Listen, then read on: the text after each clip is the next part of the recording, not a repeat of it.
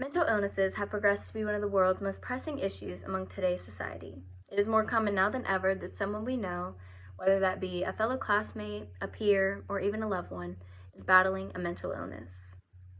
How can we help them? What's causing these mental illnesses?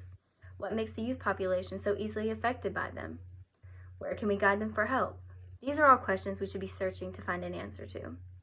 My name is Jillian Greer. I'm a 17-year-old high school and college student who has seen the effects of mental illnesses. I have such a strong passion for this topic after watching a loved one of mine fight a serious battle against mental illnesses.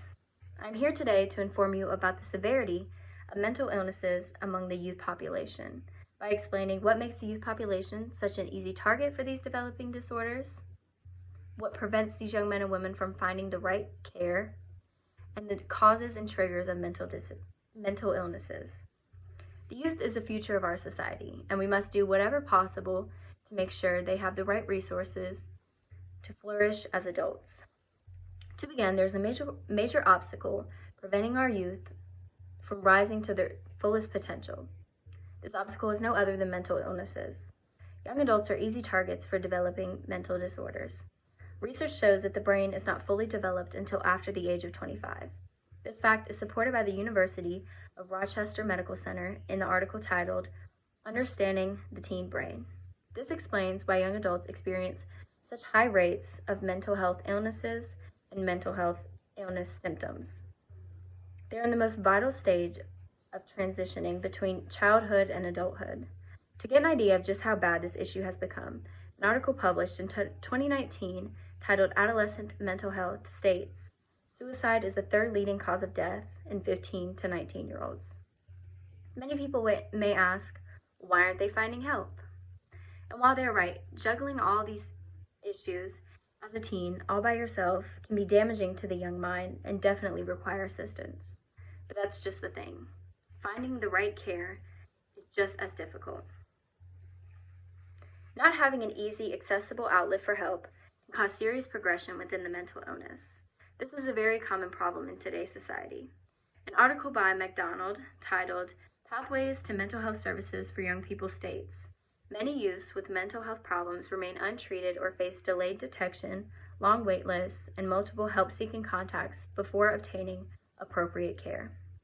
As one might imagine, the recent COVID-19 pandemic has only made the journey to find help that much harder. With teens being out of school, consulting a teacher or counselor is not as easy as it once was. The pandemic has significantly changed how we interact, how we are able to socialize, and how we can reach out for help. An article titled "The Implications of COVID-19 for Mental Health and Substance Use," published in 2021 by authors Panchel, Rabat, and Cox, state, during the pandemic, a larger than average share of young adults ages 18 to 24 report symptoms of anxiety and/or depressive disorder. Knowing the triggers and causes of mental illnesses can help create a positive change in these heartbreaking statistics. A few causes and triggers of mental illnesses are pressure to conform to society, bullying, toxic home life or family life, stress from school, work, or sports, and many others. It is important to educate one another on these triggers. It may help us to recognize or spot a loved one fighting a silent battle. We must work together to improve the mental health of our youth. We must learn how to help one another, even under difficult circumstances such as the pandemic. It is important to educate others on what causes the youth population to be so easily affected by these illnesses, what prevents these young men and women from getting the right care, and the warning signs and causes of mental illnesses. By informing teachers, parents, peers, and our loved ones about this topic, we are closer to making progress within the issue.